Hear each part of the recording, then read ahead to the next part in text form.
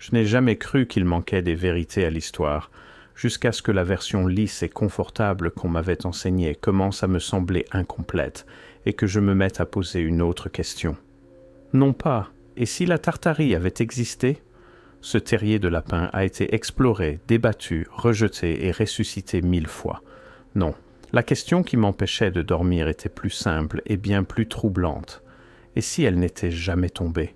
Peut-être une civilisation s'étendant sur des continents, peut-être quelque chose suggérant que l'humanité n'a pas toujours dépendu de systèmes centralisés. Un passé où le savoir n'était pas contrôlé, où la technologie ne nécessitait pas leur infrastructure, où nous n'étions pas esclaves des machines qui définissent aujourd'hui notre existence.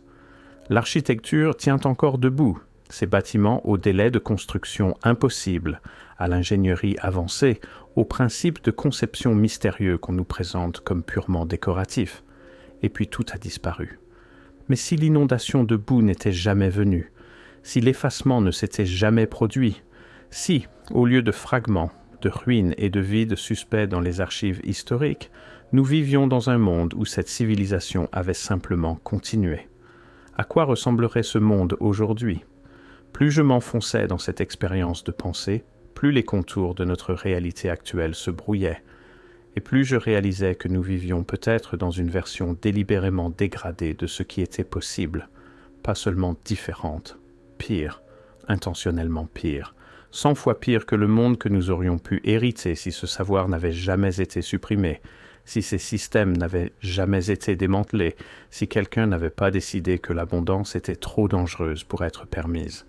Parce qu'une fois qu'on commence à reconstruire ce à quoi une Tartarie survivante pourrait ressembler, une fois qu'on se met à remplacer les systèmes que nous tenons pour acquis par ceux suggérés par l'architecture d'avant 1900, quelque chose de remarquable se produit. On cesse de voir une histoire alternative. On commence à en voir une meilleure. Imaginez ceci. Vous vous tenez au cœur d'une métropole moderne. Mais au lieu de boîtes de verre et de rectangles d'acier grimpant vers un ciel brumeux, vous êtes entouré de bâtiments qui semblent respirer. Au lieu de structures froides qui drainent l'âme, ces édifices sont vivants, portés par une vocation à l'inspiration. Des dômes de cuivre oxydés d'un vert céleste. Des façades sculptées avec une précision géométrique à faire pleurer un mathématicien. Des fenêtres positionnées non seulement pour la vue ou la lumière, mais alignées sur des coordonnées stellaires, Sirius, Polaris, le trajet du Soleil aux équinoxes. Chaque grande ville ressemble à cela. Pas juste quelques quartiers préservés, pas seulement les sections vieilles villes pour touristes. Chaque ville, Moscou, San Francisco, Melbourne, Shanghai, Johannesburg, toutes construites selon les mêmes principes fondamentaux, les mêmes proportions, les mêmes alignements cosmiques, les mêmes mathématiques sous-jacentes. Dans ce monde, l'urbanisme ne concerne pas la valeur immobilière et le flux de circulation. Il s'agit de résonance, d'harmonie avec des forces invisibles que notre civilisation actuelle fait semblant d'ignorer. Les rues rayonnent depuis des centres névralgiques selon des géométries parfaites, étoiles à 7 branches, motifs octogonaux, spirales de Fibonacci qui reflètent les bras galactiques. Places publiques positionnées aux intersections des lignes telluriques. Bâtiments conçus pour amplifier des fréquences spécifiques, pour canaliser l'énergie atmosphérique, pour créer des ondes stationnaires de son et de lumière. L'architecture n'est pas de la décoration, c'est de l'infrastructure. Demandez-vous, dans notre monde, pourquoi avons-nous abandonné cette approche si complètement? Pourquoi toutes les cultures ont-elles simultanément décidé que la beauté esthétique, la précision mathématique et l'alignement cosmique étaient sans pertinence pour la conception architecturale? Pourquoi le monde entier s'est-il accordé en l'espace d'environ 50 ans pour remplacer la pierre, le cuivre et la ferronnerie complexe par du béton, de l'acier et des angles droits? L'explication officielle est l'efficacité, le coût, les besoins modernes. Mais quand on examine les bâtiments qui survivent de cette époque, ceux qu'on appelle beaux-arts ou victoriens ou néoclassiques, comme si ces étiquettes expliquaient quoi que ce soit, ils n'ont pas l'air moins efficaces. Ils ont l'air plus avancés, plus durables, plus sophistiqués. Des bâtiments des années 1890 toujours solides, tandis que des structures des années 1990 s'effritent et fuient. Dans le scénario de survie tartare, nous n'avons jamais fait ce changement. Nous n'avons jamais abandonné les anciennes méthodes. Pourquoi l'aurions-nous fait? Pourquoi remplacer un système éprouvé par un système inférieur? À moins, bien sûr, que le système n'ait jamais vraiment été abandonné par choix, à moins qu'il n'ait été pris. C'est là que la ligne temporelle alternative devient vraiment dérangeante. Dans le scénario de survie tartare, la structure sociale serait nécessairement différente de notre monde actuel, non pas à cause d'une idéologie politique ou d'une théorie économique, mais à cause de la biologie. Plus précisément, la biologie dont nous ne sommes pas censés parler, ces vieilles photographies.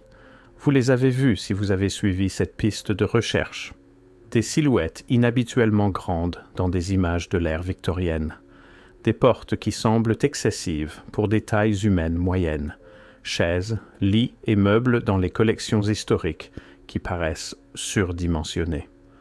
Plafonds dans les vieux bâtiments qui s'élèvent à des hauteurs bien au-delà de tout but pratique pour des proportions humaines standards.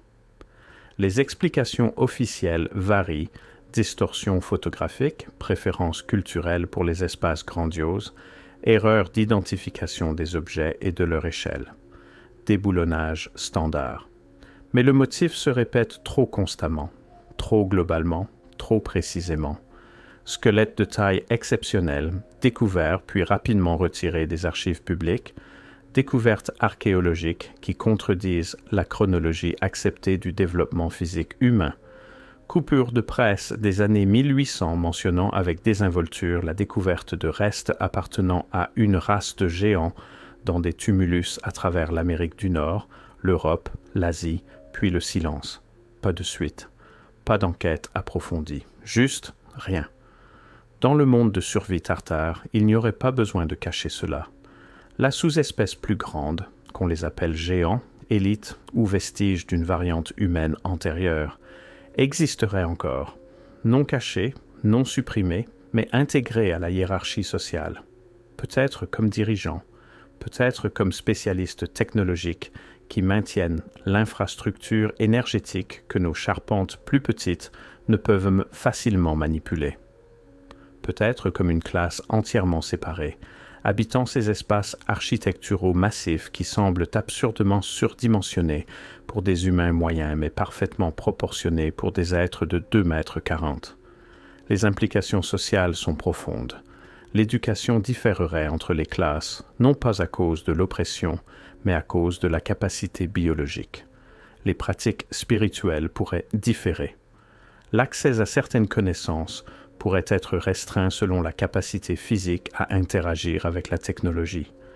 Les orgues à tuyaux massifs dans les vieilles cathédrales, instruments qui semblent impossiblement complexes pour un usage humain, peut-être n'ont-ils jamais été destinés à nous. Peut-être étaient-ils des interfaces de contrôle pour des êtres à la portée plus longue, à la capacité pulmonaire supérieure, à la perception accrue des fréquences harmoniques. Ce n'est pas de la spéculation déconnectée des preuves. Les preuves existent, nous refusons simplement de les relier. Ces panneaux de contrôle complexes dans les anciennes usines, positionnés à 2,40 m du sol, ces chaises particulières dans les collections historiques qui seraient comiquement grandes pour des humains moyens. Les découvertes répétées de restes squelettiques surdimensionnés, tous soigneusement retirés des archives historiques peu après leur signalement initial. Dans notre ligne temporelle, ceci a été effacé, supprimé, retiré de la mémoire collective. Dans la ligne temporelle de survie tartare, c'est juste normal. La structure sociale accommode plusieurs variantes humaines, chacune remplissant des rôles adaptés à leurs capacités. Pas d'égalité peut-être, mais aussi pas le genre de hiérarchie prédatrice que nous avons construite dans notre ligne temporelle. Plutôt comme l'ordre naturel suggéré par l'architecture elle-même. Différentes échelles pour différents usages, toutes parties d'un système harmonieux. Le système éducatif reflèterait cela. Les enfants de taille standard apprenant des compétences différentes des enfants de plus grande stature. Ni meilleures ni pires, mais différentes, spécialisées. La formation architecturale pour ceux qui maintiendront les dômes et les flèches énergétiques. l'instruction mathématique pour ceux qui calculeront les alignements stellaires et les fréquences harmoniques, les pratiques spirituelles pour ceux qui peuvent me percevoir les énergies subtiles que la plupart des humains ne peuvent sentir. Et voici la partie la plus étrange. En supprimant cette structure de classe, en effaçant les preuves de variance biologique, notre ligne temporelle a peut-être aussi effacé la connaissance elle-même. Si les géants étaient les gardiens de certaines technologies, les mainteneurs de systèmes spécifiques, alors leur disparition signifierait nécessairement la disparition de ce savoir, ce qui est exactement ce que nous observons dans les archives historiques. La technologie s'arrête, la connaissance s'évanouit, l'infrastructure massive tombe en désuétude, tout cela dans la même fenêtre temporelle étroite où les références aux humains inhabituellement grands disparaissent des archives publiques. Corrélation? Peut-être. Mais le motif est troublant. L'argent est de l'énergie. Une fois qu'on comprend cela, tout change. Dans notre ligne temporelle, la banque est centralisée, hiérarchique. Un petit nombre d'institutions contrôlent le flux de devises, déterminent qui y accède, prélèvent des pourcentages sur chaque transaction. L'argent est basé sur la dette, créée par des prêts, nécessitant une croissance économique constante pour servir les obligations existantes. Le système concentre la richesse vers le haut, extrait la valeur du productif, récompense la spéculation plutôt que la création. On nous dit que c'est l'ordre naturel, le seul modèle durable, le résultat inévitable des marchés libres et de la nature humaine. Mais l'architecture de l'ère pré-1900 suggère quelque chose de différent. Ces bâtiments bancaires massifs, ils ne ressemblent pas à nos centres financiers modernes. Ils ressemblent à des temples, plafonds voûtés s'élevant vers les cieux, ferronneries complexes suggérant un flux d'énergie plutôt qu'un stockage de richesses, coffres souterrains qui se connectent au même système souterrain que l'infrastructure énergétique. Pas des systèmes séparés, mais intégrés. Dans le monde de survie tartare, la banque ne concerne pas le contrôle de l'argent, elle concerne la facilitation du flux.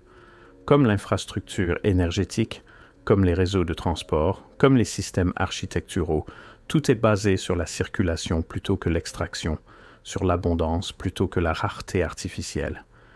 Imaginez un système financier où la monnaie représente une capacité productive réelle plutôt qu'une obligation de dette, où les communautés locales émettent leur propre monnaie adossée à leurs propres ressources et travail, où les banques centrales fonctionnent comme des chambres de compensation pour l'échange plutôt que des contrôleurs de masse monétaire, où l'intérêt n'est pas extraction mais compensation pour le risque, et où la spéculation est impossible parce que la valeur est liée à la réalité tangible plutôt qu'à des instruments financiers abstraits. Ce n'est pas une fantaisie utopique, c'est ce que les preuves suggèrent avoir existé. Ces bâtiments bancaires élaborés dans chaque grande ville, tous construits selon des principes similaires, tous comportant les mêmes éléments architecturaux, dômes de cuivre, agencements géométriques précis, connexions souterraines, ils n'ont pas été conçus pour notre modèle bancaire moderne. Ils ont été conçus pour autre chose, quelque chose qui traitait la monnaie comme de l'énergie, le flux comme naturel, l'abondance comme l'état par défaut plutôt que l'exception. La transition vers notre système actuel s'est produite dans la même fenêtre étroite que tout le reste. La création de banques centrales au début des années 1900, le passage de la monnaie adossée aux métaux précieux à la monnaie fiduciaire, la consolidation du pouvoir financier dans de moins en moins d'institutions, tout cela se produisant simultanément, globalement, avec une coordination remarquable. Et avec cela est venu le passage de l'abondance à la rareté, des systèmes distribués au contrôle centralisé, de la richesse comme résultat naturel du travail productif à la richesse comme extraction de valeur par manipulation financière. Dans le scénario de survie tartare, cette transition ne s'est jamais produite. Le système financier fonctionne toujours sur des principes de flux plutôt que d'extraction. Les communautés maintiennent leur propre monnaie, les ressources circulent librement. Il n'y a pas d'autorité centrale contrôlant la masse monétaire, pas de création monétaire basée sur la dette, pas d'intérêt composé extrayant de la valeur des générations futures. Les implications sociales sont stupéfiantes. Pas d'esclavage par la dette, pas de cycle d'expansion-récession, pas de rareté artificielle des ressources de base, pas d'aristocratie financière accumulant des pourcentages toujours plus grands de la richesse totale, pendant que les travailleurs productifs peinent. Les preuves de ce système alternatif existent dans ces bâtiments, dans leur conception, dans ce à quoi ils se connectent, dans leur fonctionnement avant la transition. La question n'est pas de savoir si un système différent est possible. La question est, pourquoi avons-nous abandonné celui qui existait? La technologie moderne est violente, extractive, exploitante. Nous minons la terre pour des matériaux rares. Nous faisons exploser des montagnes pour le charbon. Nous forons à travers les fonds océaniques pour le pétrole. Nous rasons des forêts pour les ressources. Nous traitons la planète comme un stock inerte à consommer, convertir, épuiser. Et nous appelons cela le progrès. Mais l'ancienne technologie, la technologie suggérée par ces structures préservées, ces systèmes énergétiques mystérieux, ces principes architecturaux que nous avons rejetés comme décoratifs, elle fonctionnait sur des hypothèses complètement différentes. Non pas la domination de la nature, mais l'harmonie avec elle. Non pas l'extraction, mais la résonance. Non pas la consommation, mais la circulation. Dans le scénario de survie tartare, la technologie continue de se développer dans ces directions. Pas d'ordinateur fabriqué à partir de minéraux de conflit extraits par le travail des enfants. Pas de smartphone conçu pour l'obsolescence et l'élimination des déchets toxiques. Pas d'énergie renouvelable qui nécessite encore une extraction massive de ressources pour les panneaux solaires et les éoliennes. À la place, une technologie qui travaille avec les flux d'énergie naturelle plutôt que contre eux. Des appareils alimentés par l'électricité atmosphérique ambiante. Des matériaux qui durent indéfiniment parce qu'ils sont faits de substances alignées plutôt que de composites synthétiques. Des systèmes qui améliorent les processus naturels plutôt que de les remplacer. La technologie acoustique à elle seule serait révolutionnaire. Ces orgues à tuyaux massifs dans les vieux bâtiments n'étaient même pas que des instruments de musique. La ferronnerie précise des machines victoriennes n'était pas que de la décoration. Les motifs géométriques couvrant l'architecture de l'Ancien Monde n'étaient pas que des choix esthétiques. Ils étaient fonctionnels, conçus pour focaliser, amplifier et diriger les ondes sonores à des fins pratiques. Le son comme outil de construction, le son comme traitement médical, le son comme système de communication, le son comme amplificateur d'énergie. Dans notre ligne temporelle, nous conservons des aperçus de cela. Lévitation acoustique en laboratoire, ultrasons en médecine, sonar pour la détection. Mais toujours comme technologie isolée, jamais comme système unifié. Jamais comme principe fondamental sous-jacent à la civilisation elle-même. Dans la ligne temporelle de survie, la technologie acoustique serait partout. Bâtiments conçus comme chambres de résonance, systèmes de transport utilisant les harmoniques d'ondes stationnaires, installations médicales qui diagnostiquent et traitent par la fréquence plutôt que par des procédures invasives. Réseaux de communication transmettant l'information par résonance atmosphérique plutôt que par rayonnement électromagnétique. Les implications pour la santé sont stupéfiantes. Dans notre monde, nous baignons dans des fréquences électromagnétiques artificielles des antennes relais, routeurs Wi-Fi, lignes électriques, appareils sans fil. Fréquences qui interfèrent avec les rythmes biologiques naturels, qui perturbent la communication cellulaire, qui contribuent aux épidémies de maladies chroniques que notre médecine peut à peine traiter. Dans le monde de survie tartare, la technologie améliore la fonction biologique plutôt que de la perturber. Les fréquences générées par l'infrastructure architecturale résonnent avec les biorhythmes humains. Les systèmes énergétiques soutiennent la santé cellulaire. L'environnement bâti facilite la guérison plutôt que de causer la maladie. La santé de la population serait radicalement différente. Pas d'épidémie de cancer, pas de maladies dégénératives chroniques, pas de conditions auto-immunes auto-actuelles, non pas à cause d'une médecine supérieure, mais parce que les facteurs environnementaux causant ces conditions n'ont jamais existé. La technologie elle-même, l'infrastructure même de la civilisation, soutient la santé plutôt que de la saper, et la technologie atmosphérique. C'est là que les preuves deviennent impossibles à ignorer. Ces flèches sur les vieux bâtiments tendassent vers le ciel comme des doigts saisissant quelque chose d'invisible. Ces motifs élaborés de ferronnerie couvrant les dômes et toits, ces dispositifs étranges photographiés au sommet de structures sur des images historiques, des dispositifs qui ressemblent à des antennes, des collecteurs, des interfaces avec quelque chose dans l'air lui-même. Dans notre ligne temporelle, on nous dit que ce sont des paratonnerres, des éléments décoratifs, des fioritures architecturales, mais les paratonnerres sont simples, une tige métallique mise à la terre. Ces structures sont complexes, précises, géométriques. Elles suggèrent la collecte plutôt que la dissipation, l'amplification plutôt que la protection. Et si elles faisaient exactement ce qu'elles semblent me faire, collecter l'énergie atmosphérique, s'interfacer avec l'ionosphère, tirer de l'énergie du potentiel électrique qui existe dans l'air lui-même, la Terre elle-même, l'espace entre les deux. Dans le scénario de survie, cette technologie est de notoriété publique. Chaque bâtiment est un collecteur d'énergie. L'atmosphère est le réseau. L'énergie est aussi libre et abondante que l'air lui-même. Pas de centrales électriques, pas d'infrastructures électriques, pas de compagnies de services publics, pas de factures d'énergie. La transformation sociale que cela permettrait dépasse tout calcul. Quand l'énergie est gratuite, quand le pouvoir est abondant, quand la ressource fondamentale sous-jacente à la civilisation moderne n'est plus artificiellement rare, tout l'ordre économique change. Les mécanismes de contrôle se dissolvent. Les hiérarchies basées sur l'accès aux ressources s'effondrent. Ce qui explique peut-être pourquoi ce système ne pouvait pas être autorisé à continuer. Dans notre ligne temporelle, le transport signifie moteur, combustion interne, carburant d'aviation, diesel, essence.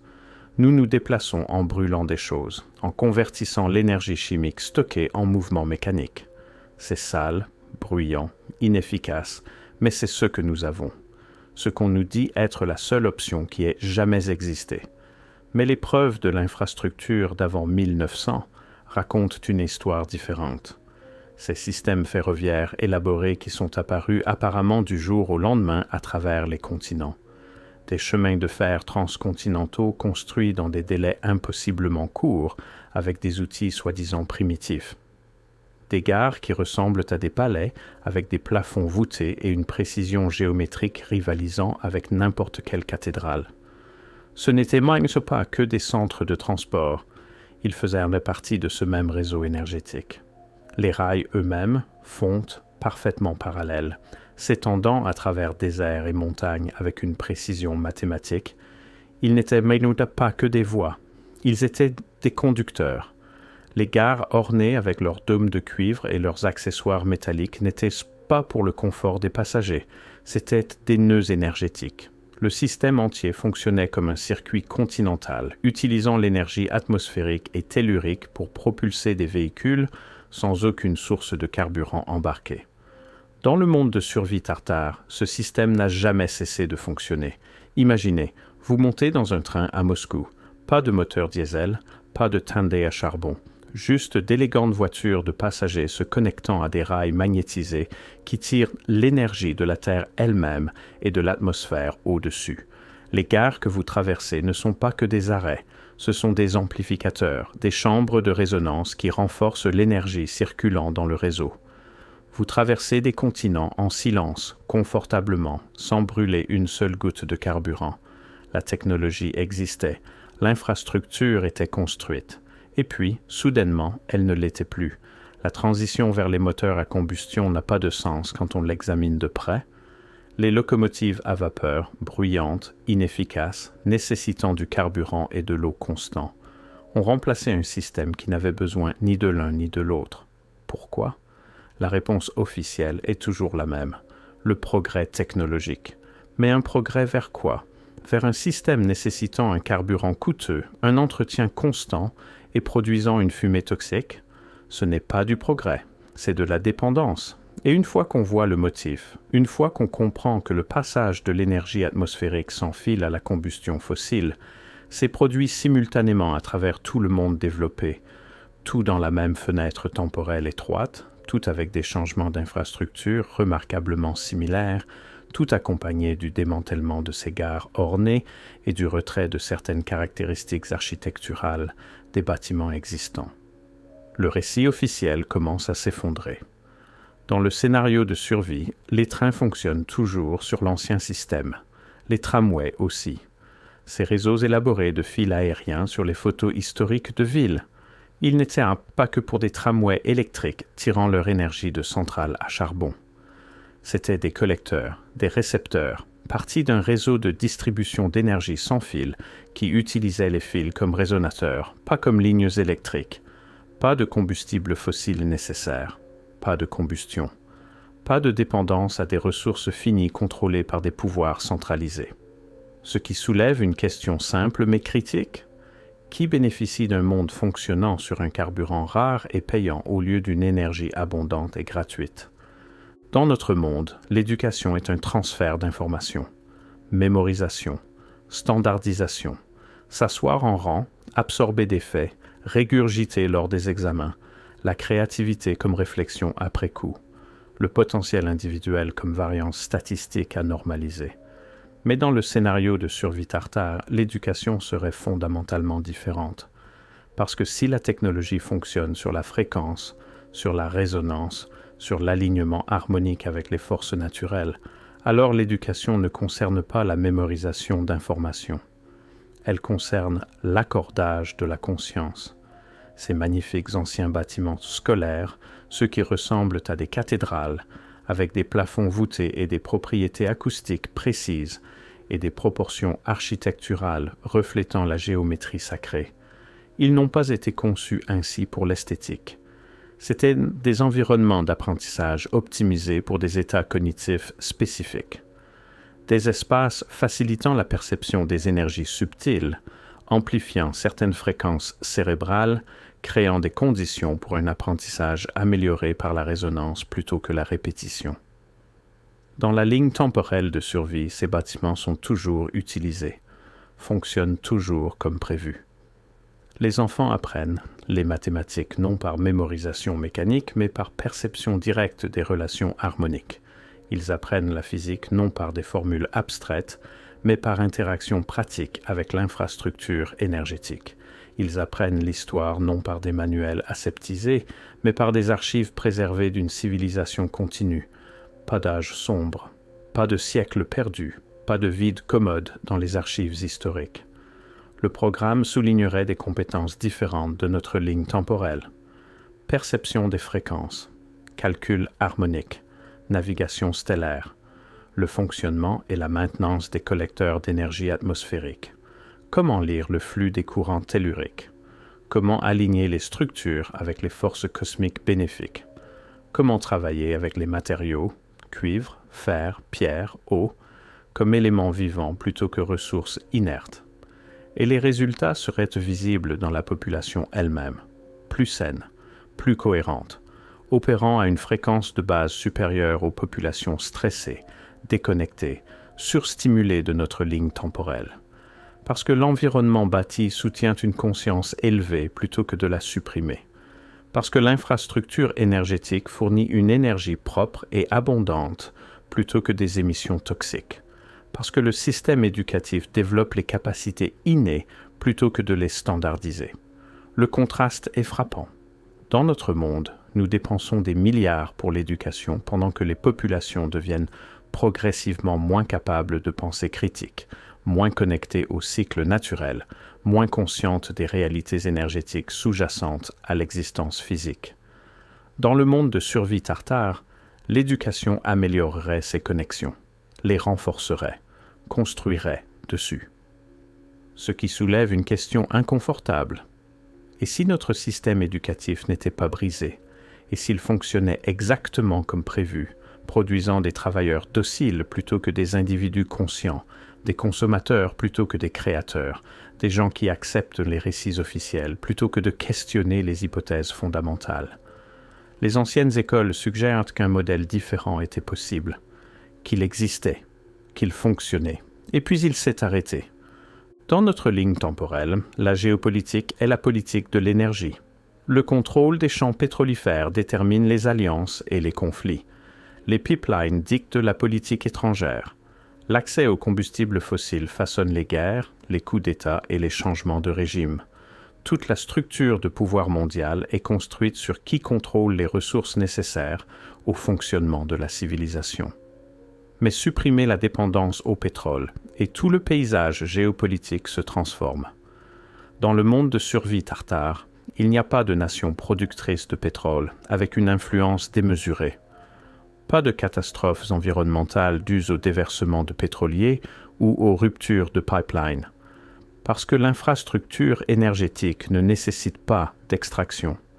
Elle nécessite de la connaissance de comment construire, maintenir et opérer les systèmes énergétiques atmosphériques et telluriques. Le pouvoir appartient à ceux qui comprennent la technologie, pas à ceux qui sont assis sur des gisements de ressources. Les frontières elles-mêmes seraient différentes. Dans notre ligne temporelle, les États-nations ont émergé alors que la compétition pour les ressources s'intensifiait. Dans le scénario de survie, avec une énergie abondante librement disponible, la motivation pour la conquête territoriale change. Les nations pourraient se former autour de principes architecturaux partagés, de compréhension commune de la science harmonique ou de la maintenance collaborative du réseau énergétique mondial. Les structures de pouvoir continentales reflèteraient la sophistication technologique plutôt que l'accès aux ressources. Les régions qui préservent l'infrastructure la plus intacte, qui maintiennent le plus haut niveau de connaissance architecturale, qui forment les techniciens fréquentiels les plus capables, elles détiendraient l'influence. Non par domination militaire ou monopole des ressources, mais par expertise. Des guerres pourraient encore se produire. Les humains sont humains, mais ce ne seraient pas des guerres de ressources, ce seraient des guerres de connaissances, des conflits sur qui contrôle la compréhension, qui détermine les standards, qui fixent les paramètres de distribution d'énergie, très différents des guerres pétrolières et de la politique des pipelines.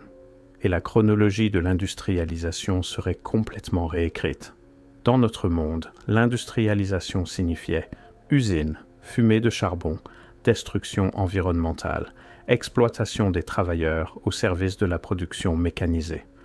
Dans la ligne temporelle de survie tartare, l'industrialisation signifie quelque chose d'entièrement différent. L'application généralisée de principes harmoniques à la fabrication, l'utilisation de l'énergie atmosphérique pour alimenter outils et machines, l'intégration de l'artisanat humain avec l'automatisation basée sur les fréquences. Pas d'ateliers clandestins, pas d'émissions toxiques, pas de sacrifice de la santé humaine pour la production. Les archives préservées de la fin des années 1800, ces usines élaborées avec plafonds voûtés et architecture précise, elles suggèrent exactement ce modèle. Pas de moulins sataniques obscurs, mais des espaces conçus à la fois pour la productivité et le bien-être humain. Des installations de fabrication fonctionnant comme chambres de résonance, amplifiant la capacité des travailleurs plutôt que de l'épuiser. Dans le scénario de survie, ces principes n'ont jamais été abandonnés.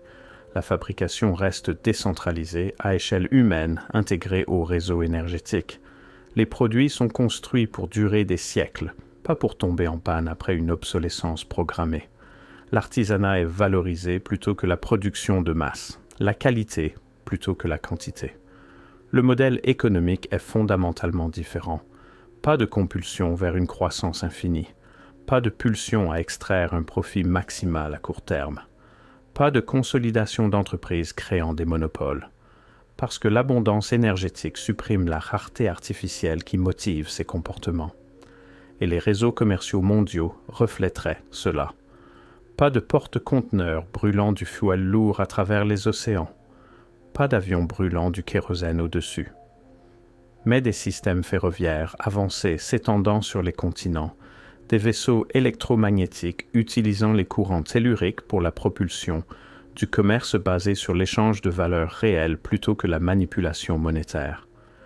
Les cartes préservées d'avant 1900 suggèrent que ces réseaux existaient, des lignes ferroviaires traversant des terrains jugés impossibles par l'ingénierie moderne. Des routes maritimes utilisant les courants et les anomalies électromagnétiques pour la propulsion.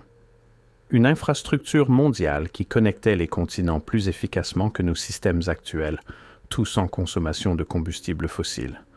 Puis les cartes changent, les routes disparaissent, l'infrastructure est retirée des archives historiques, et on nous dit qu'elle n'a jamais existé. Mais les pierres de fondation demeurent. Les réseaux souterrains persistent. Les preuves architecturales se dressent silencieuses dans les centres-villes du monde entier. Dans la ligne temporelle de survie, ces réseaux sont toujours opérationnels, connectent toujours les civilisations, facilitent toujours le commerce et la communication à travers de vastes distances sans destruction environnementale, ce qui nous amène à la prise de conscience inconfortable. Notre ordre géopolitique actuel, avec tous ses conflits et ses guerres de ressources et sa dévastation environnementale, n'est peut-être pas inévitable. Ce n'est peut-être pas le résultat naturel du développement de la civilisation humaine. C'est peut-être le résultat spécifique de la suppression d'un système et de son remplacement par un autre. Un système conçu non pour l'épanouissement humain, mais pour le contrôle.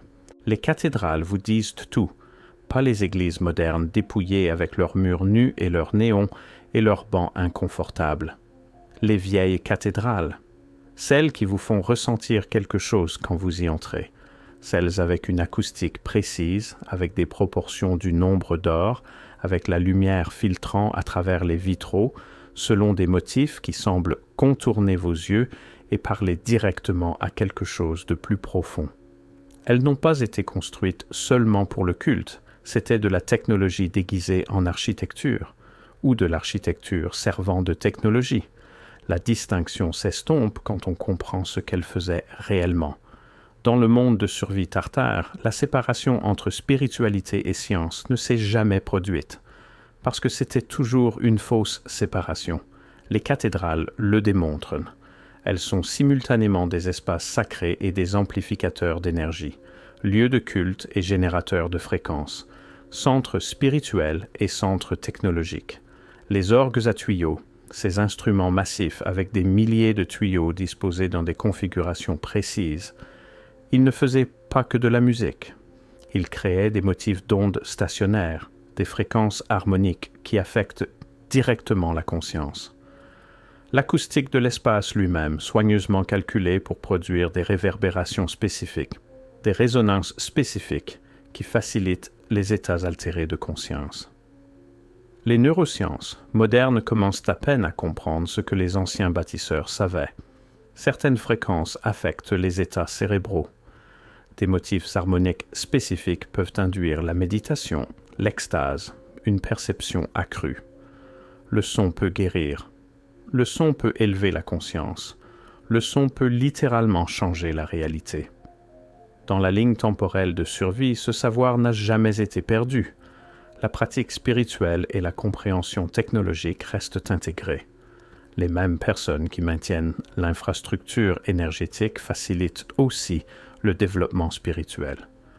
Les mêmes principes architecturaux qui collectent l'énergie atmosphérique créent aussi des espaces pour l'expansion de la conscience. L'éducation dans ce monde inclut la formation à la méditation, à la perception des fréquences, à l'expérience directe des énergies subtiles. Non pas comme dogme religieux, mais comme compétence pratique, comme apprendre à lire, à calculer, à opérer des machines. Le développement de la conscience est fondamental, pas marginal. Les bénéfices pour la santé de la population découlent en cascade de cela. Quand les gens sont formés dès l'enfance à percevoir les énergies subtiles, à maintenir des états mentaux cohérents, à reconnaître et ajuster leurs propres motifs de fréquence, les taux de maladie mentale s'effondrent. L'addiction devient rare, la violence diminue, non par la médication ou la répression, mais par une conscience de base élevée. Ces bâtiments publics massifs dans chaque grande ville, ceux que nous utilisons maintenant comme musées, bureaux gouvernementaux, attractions touristiques, dans le scénario de survie, ils fonctionnent toujours comme centre de conscience. Espace public conçu pour la méditation collective, pour la cohérence communautaire, pour l'amplification des intentions positives par résonance architecturale. L'esprit moderne cynique recule devant cela. Ça sonne comme du mysticisme, comme des absurdités non scientifiques. Mais les bâtiments eux-mêmes sont scientifiques. Les proportions sont mathématiques. Les propriétés acoustiques sont mesurables. Les effets de fréquence spécifiques sur la conscience sont démontrables en laboratoire maintenant, dans notre ligne temporelle, avec notre compréhension incomplète. Imaginez ce qui est possible avec une connaissance complète, avec des civilisations entières de sagesse accumulées sur la conscience, la fréquence et la réalité elle-même. Dans le monde de survie tartare, la spiritualité n'est pas basée sur la croyance, elle est basée sur l'expérience. Les gens ne croient pas en des états supérieurs de conscience. Ils les atteignent régulièrement par la technologie architecturale et la pratique entraînée. Les cathédrales facilitent ce qu'elles ont toujours été censées faciliter, l'expérience directe de la conscience élargie. Et la structure sociale reflète cela. Le leadership ne concerne pas le charisme ou l'accumulation de richesses ou les manœuvres politiques. Il concerne la capacité de conscience démontrée, la cohérence fréquentielle, la capacité à percevoir et travailler avec les énergies subtiles. Ceux qui peuvent maintenir les niveaux les plus élevés de conscience, qui peuvent opérer les technologies de fréquence les plus sophistiquées, qui peuvent me faciliter l'élévation collective, ils guident, ils enseignent, ils servent. Non pas à cause d'une hiérarchie imposée, mais à cause d'une reconnaissance naturelle. On ne peut pas simuler la cohérence fréquentielle. On ne peut pas faire semblant de percevoir ce qu'on ne peut percevoir. La technologie elle-même identifie la capacité. Comparez cela à notre ligne temporelle. Des dirigeants sélectionnés par des concours de popularité ou des privilèges héréditaires. Le développement de la conscience relégué à des pratiques marginales est rejeté comme non scientifique. L'expérience spirituelle marchandisée ou pathologisée. L'idée même que les bâtiments puissent être conçus pour élever la conscience traitée comme une théorie conspirationniste démente. Pourtant, les bâtiments demeurent. Les cathédrales inspirent toujours le respect. Les proportions affectent toujours ceux qui les vivent. Les propriétés acoustiques fonctionnent toujours comme prévu. Nous avons juste oublié ce pourquoi elles ont été conçues, ou on nous a fait oublier. Les bâtiments vous disent tout si vous savez comment les lire. Dans notre monde, l'architecture moderne est délibérément laide, stérile, déshumanisante, des boîtes de verre qui vous font vous sentir petit, des structures en béton qui repoussent plutôt qu'accueillent, des espaces conçus pour l'efficacité, pas la beauté, pas l'harmonie, certainement pas la transcendance. On nous dit que c'est le modernisme, le progrès, la forme qui suit la fonction. Mais quand on compare les bâtiments modernes à ce qui existait avant, ces structures du vieux monde, qu'on appelle maintenant monuments historiques, le contraste est violent. Les bâtiments anciens inspirent le respect. Ils incorporent le nombre d'or, la géométrie sacrée, l'optimisation acoustique. Ils vous font ressentir quelque chose quand vous y entrez. Ils élèvent la conscience plutôt que de la supprimer. Dans un monde où la Tartarie a survécu, où ce savoir architectural n'a jamais été perdu, les bâtiments modernes suivent toujours ces principes. Pourquoi ne le ferait-il pas? Pourquoi choisiriez-vous délibérément de créer des espaces laids et disharmonieux quand vous savez comment créer des espaces beaux et résonnants? À moins, bien sûr, que la laideur ne serve un objectif. Plus je me penchais sur les transitions architecturales, spécifiquement cette fenêtre étroite entre environ 1890 et 1920, où les styles de construction ont changé partout, simultanément, à travers toutes les cultures, plus un motif émergeait. Ce n'était pas une évolution graduelle, c'était un remplacement, démolition de l'ancien, construction du nouveau, souvent en utilisant les anciennes fondations, les anciens systèmes souterrains, mais avec des superstructures complètement différentes. Les expositions universelles ont joué un rôle crucial. Des structures massives et élaborées, temporaires, construites dans des délais impossiblement courts, seulement pour être démolies immédiatement après. Des bâtiments qui ressemblaient à des chefs-d'œuvre architecturaux permanents, soi-disant construits en plâtre et bois, puis démolis sans explication. L'histoire officielle, exposition temporaire, n'a aucun sens économique ou logique. Mais elle a parfaitement du sens si ce n'était même pas de nouvelles constructions du tout. S'il s'agissait de structures existantes, vestiges de la civilisation précédente, réutilisées brièvement pour exposition publique avant leur retrait final. Les expositions universelles comme événements de démolition contrôlée, déguisés en célébration du progrès. Dans la ligne temporelle de survie tartare, ces bâtiments n'ont jamais été démolis. Ils ont été rénovés, intégrés, maintenus. Les structures de l'exposition universelle de Chicago de 1893, toujours debout, toujours utilisées, converties en universités, centres gouvernementaux, espaces publics. Pareil à Paris, San Francisco, Melbourne. Pas des répliques ou des reconstructions, mais l'architecture originale d'une civilisation qui comprenait la fréquence, la résonance et l'alignement cosmique. Les horizons modernes dans ce monde alternatif seraient méconnaissables pour nous, non pas parce qu'ils sont primitifs, mais parce qu'ils sont avancés dans des directions que notre ligne temporelle a rejetées. Des bâtiments qui spiralent selon les séquences de Fibonacci, des dômes qui créent des harmoniques d'ondes stationnaires, des façades qui fonctionnent comme des réseaux d'antennes, des villes conçues comme des systèmes cohérents plutôt que comme des accumulations chaotiques d'intérêts immobiliers concurrents. Et les implications sociales de cela sont stupéfiantes, parce que l'architecture façonne la conscience. Des espaces conçus selon la géométrie sacrée, alignés sur la mécanique céleste, construits avec des proportions harmoniques, ils affectent la façon dont les gens pensent, ressentent, interagissent avec la réalité elle-même. On ne peut pas séparer l'environnement bâti de la psychologie humaine. On ne peut pas isoler l'urbanisme de la structure sociale. Dans le monde de survie tartare, les gens vivent dans des environnements qui élèvent activement la conscience plutôt que de la supprimer. Bâtiments éducatifs conçus comme chambres de résonance, centres gouvernementaux qui incorporent l'optimisation acoustique pour la clarté de la communication. Espaces résidentiels qui s'alignent sur les cycles naturels, qui facilitent le repos et la créativité plutôt que l'épuisement et la conformité. Le contraste avec notre ligne temporelle est dévastateur. Demandez-vous, pourquoi avons-nous abandonné la beauté? Pourquoi avons-nous choisi la laideur?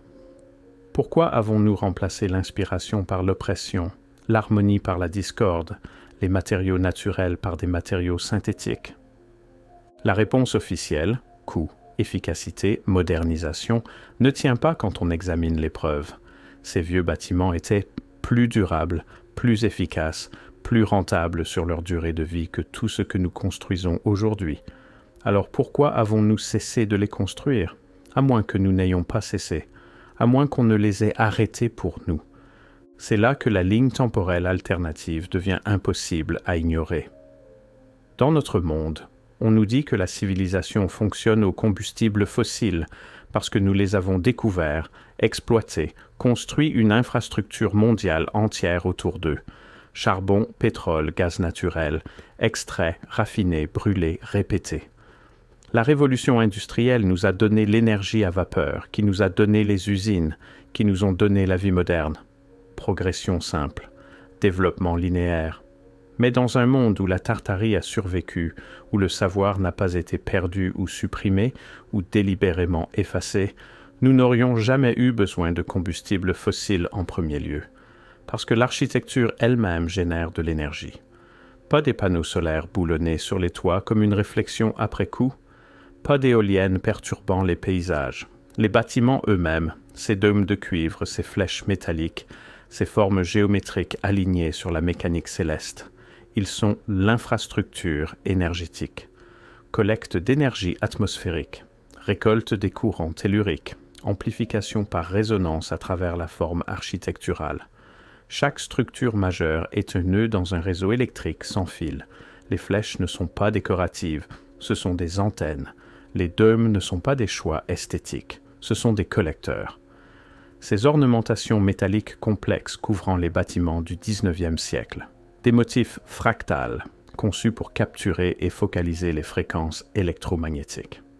Les réseaux souterrains sous chaque vieille ville, les égouts et catacombes et tunnels oubliés, ce ne sont pas des systèmes de drainage, ce sont des voies conductrices, des canaux de distribution pour l'énergie circulant à travers la Terre elle-même. Et le motif se répète avec une précision troublante.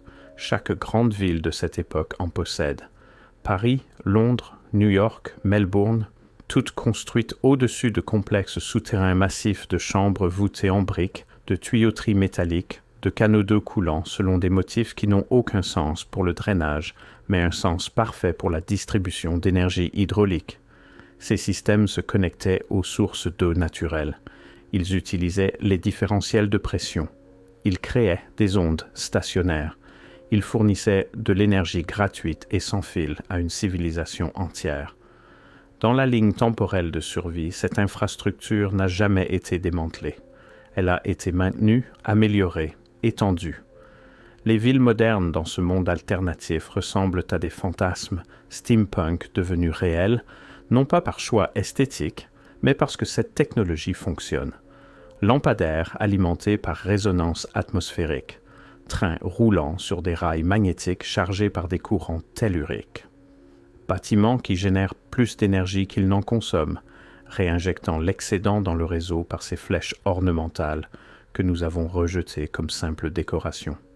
Pas de mines de charbon, pas de puits de pétrole, pas de fracturation hydraulique, pas d'oléoduc, pas de station-service, pas d'émissions de carbone.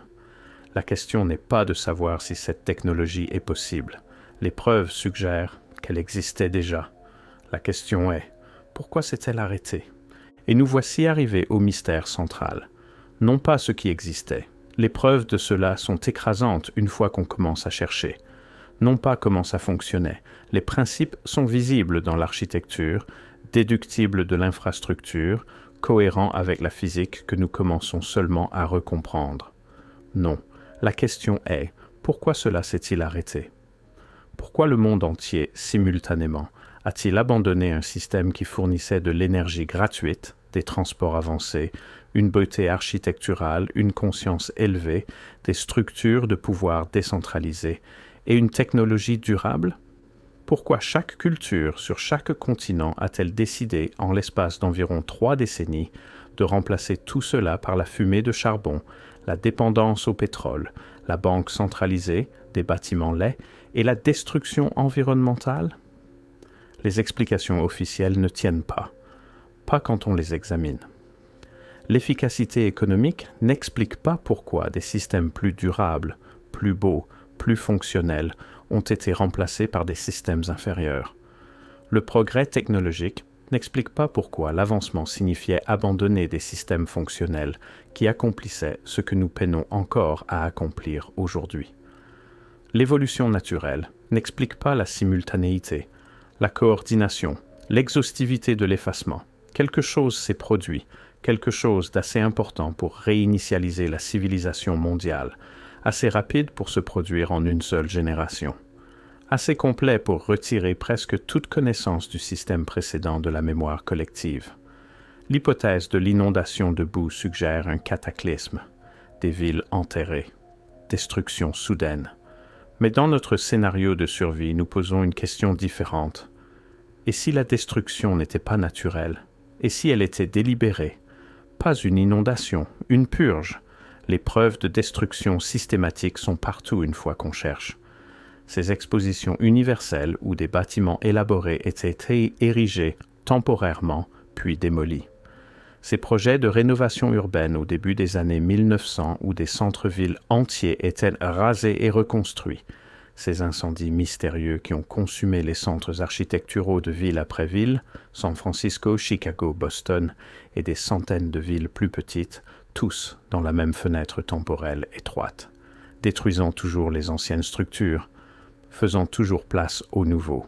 Le motif est trop cohérent, trop complet, trop bien coordonné, et les archives documentaires, les registres de qui a pris ces décisions, pourquoi elles ont été prises, quel système était remplacé et pourquoi, cette documentation est étrangement clairsemée, manquante, classifiée ou simplement non discutée.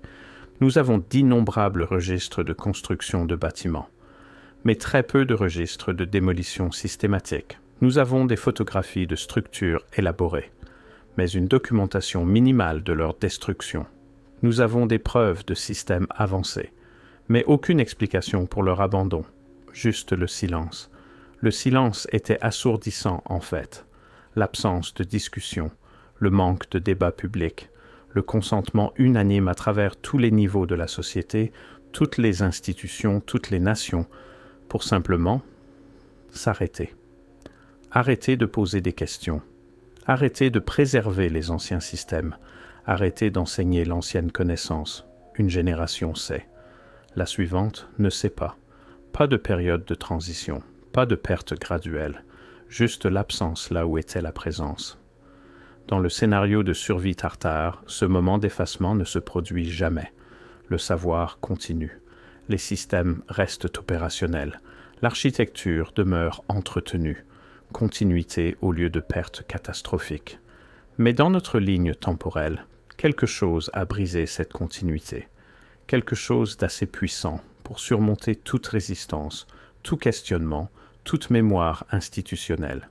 Quelque chose qui pouvait coordonner mondialement, agir rapidement et imposer le silence après. Qu'est-ce qui a ce genre de pouvoir? Pas une catastrophe naturelle, pas une maladie, pas une guerre, bien que les guerres aient certainement aidé à détruire l'infrastructure restante sous couvert de conflit. Plus je cherchais, plus je trouvais des preuves de politique délibérée.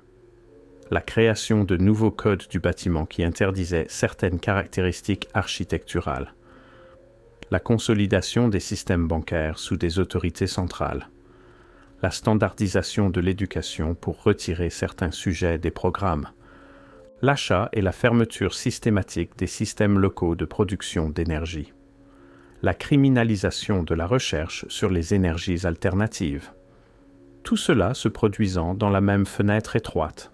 Tout cela coordonné. Tout cela présenté comme progrès, modernisation, réforme nécessaire, et tout cela aboutissant au monde que nous avons maintenant, centralisé, contrôlé, dépendant. Une fois qu'on voit le motif, on ne peut plus le dévoir. J'ai commencé cette investigation en demandant à quoi ressemblerait le monde si la Tartarie avait survécu. Je la termine en demandant quelque chose de différent. Et si elle avait survécu? Et si la ligne temporelle alternative n'était pas celle où ils ont survécu, mais celle où nous survivons? Et si nous vivions dans l'aberration, la déviation, la ligne temporelle qui s'est détachée de la progression naturelle? Et si, quelque part, dans une possibilité parallèle, un embranchement de l'histoire, il existait un monde où l'inondation de boue n'est jamais venue, où le savoir n'a jamais été effacé, où les systèmes ont continué à fonctionner comme prévu? Un monde où les villes sont belles, où l'énergie est abondante, où la conscience est élevée plutôt que supprimée, où la technologie améliore plutôt que détruit, où la structure sociale sert l'épanouissement humain plutôt que l'extraction et le contrôle. Ce n'est pas une fantaisie utopique. Chaque élément que j'ai décrit est basé sur des preuves de notre propre ligne temporelle, sur une architecture qui tient toujours debout, sur des systèmes qui fonctionnaient manifestement, sur un savoir qui existait jusqu'à ce qu'il n'existe plus. Le scénario de survie n'est pas imaginaire, il est remémoré, ou plus précisément, il est à moitié remémoré, entrevu dans les espaces entre les récits officiels, visible dans les structures qu'ils n'ont pas tout à fait pu détruire, présent dans les questions persistantes qui ne disparaîtront pas peu importe combien d'articles de démystification sont écrits. Pourquoi les vieux bâtiments ont-ils l'air avancés? Pourquoi la qualité architecturale a-t-elle décliné après 1900? Où est passée la technologie de l'énergie gratuite? Pourquoi les centres-villes ont-ils été systématiquement démolis? Qu'est-il arrivé aux géants? Pourquoi n'enseignons-nous pas la science des fréquences? Qui a bénéficié de la transition vers les combustibles fossiles? Qu'a-t-on vraiment détruit dans ces incendies mystérieux? Pourquoi l'histoire officielle semble-t-elle incomplète? Ces questions persistent parce que quelque chose en nous reconnaît l'anomalie, la perte, la déviation de ce qui aurait dû être. Dans la ligne temporelle de survie tartare, rien de tout cela n'est une question. C'est juste l'histoire, la continuité, la progression normale d'une civilisation qui ne s'est jamais brisée. Mais nous sommes dans la ligne temporelle brisée, celle où quelque chose a terriblement mal tourné, terriblement vite, terriblement complètement, où le savoir a été perdu, où les systèmes ont été détruits, où la beauté a été abandonnée, où la conscience a été supprimée, où l'abondance a été remplacée par la rareté artificielle, et on nous dit que c'est le progrès. La partie vraiment troublante n'est pas qu'une civilisation avancée ait pu exister et tomber. C'est une tragédie, mais compréhensible. Les civilisations s'élèvent et chutent. le savoir se perd. Ça arrive tout au long de l'histoire. Non, la partie troublante est la possibilité qu'elle ne soit pas tombée naturellement, qu'elle ait été poussée, que le monde que nous habitons maintenant, avec ses problèmes, sa souffrance, sa rareté inutile, sa destruction environnementale, son potentiel humain supprimé, ce monde soit le résultat de choix délibérés faits par ceux qui ont bénéficié de la transition. Que l'énergie gratuite ait été supprimée, non pas parce qu'elle ne fonctionnait pas, mais parce qu'elle fonctionnait trop bien. Parce qu'on ne peut pas contrôler des gens qui ont des ressources abondantes. On ne peut pas extraire la richesse de gens qui n'ont pas besoin de ce que vous vendez. On ne peut pas maintenir des hiérarchies quand les outils fondamentaux de la civilisation sont librement disponibles pour tous. Que peut être le monde moderne entier, nos guerres, notre économie, notre politique, nos crises environnementales, découlent de la suppression d'un système et de l'implémentation d'un autre. Pas évolution, remplacement. Les preuves suggèrent cela. Le motif le soutient, l'architecture en témoigne. Mais la vérité plus profonde est inconnaissable de l'intérieur de notre ligne temporelle. Nous pouvons voir les ombres, nous pouvons mesurer les vides, nous pouvons noter les anomalies, mais nous ne pouvons pas complètement reconstruire ce qui a été perdu de l'intérieur du système qui l'a remplacé. Nous pouvons seulement nous interroger, et en nous interrogeant, en questionnant, en refusant d'accepter le récit officiel comme complet, peut-être que c'est là que commence la vraie investigation. Non pas en prouvant ce qui existait, mais en reconnaissant ce qui manque. Non pas en reconstruisant le passé, mais en questionnant le présent.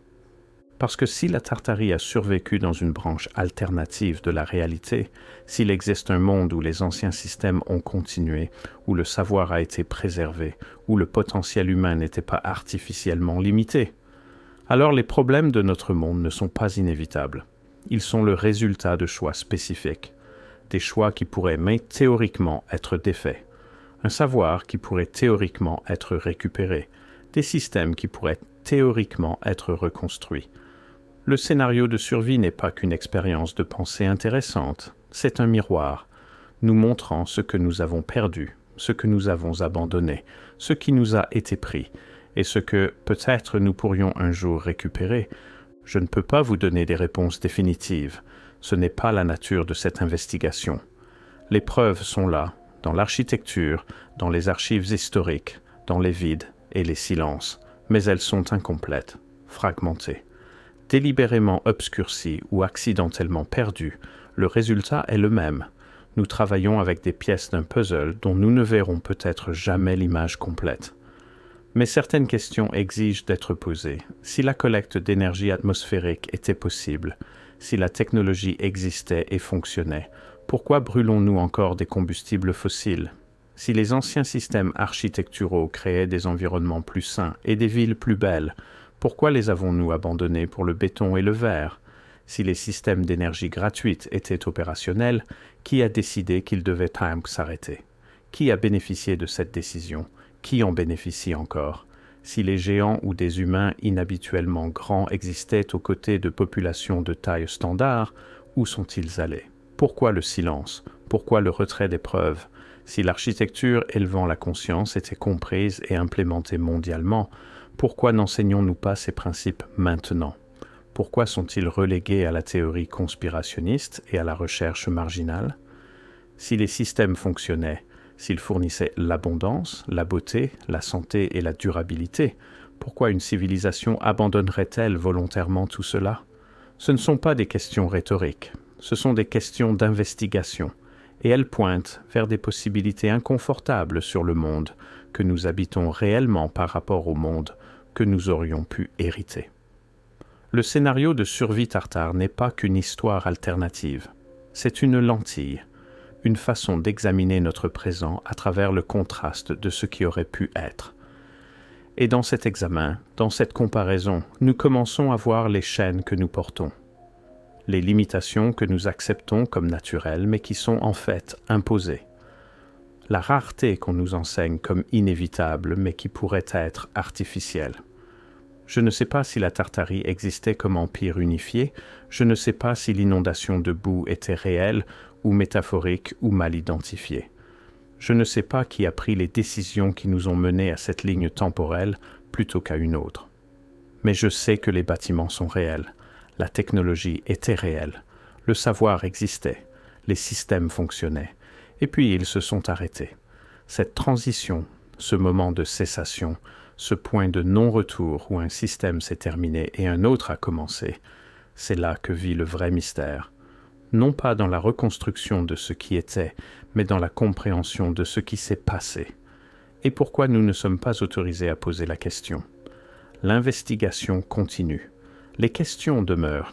L'architecture se dresse silencieuse, gardant des secrets que nous avons oublié comment lire. Mais nous réapprenons, lentement, prudemment, pièce par pièce. Parce qu'un certain savoir, une fois vu, ne peut être dévu. Certains motifs, une fois reconnus, ne peuvent être oubliés. Certaines questions, une fois posées, ne peuvent être déposées. L'ancien monde a peut-être disparu, mais son écho demeure. Dans chaque cathédrale qui inspire toujours le respect, dans chaque tunnel souterrain qui sert des objectifs que nous ne comprenons pas tout à fait, dans chaque vieux bâtiment avec des proportions qui suggèrent un savoir que nous avons perdu, l'écho demeure. Et les échos peuvent nous enseigner, nous montrer, nous rappeler ce qui était et ce qui pourrait être à nouveau, si nous sommes prêts à écouter, si nous sommes assez courageux pour questionner, si nous sommes assez persistants pour regarder au-delà des récits officiels et voir ce qui est réellement là. Le monde qui ne s'est pas terminé, la civilisation qui a survécu dans une autre ligne temporelle, une autre possibilité. Mais peut-être, juste peut-être, elle a survécu dans celle-ci aussi, cachée, supprimée, attendant que nous nous souvenions.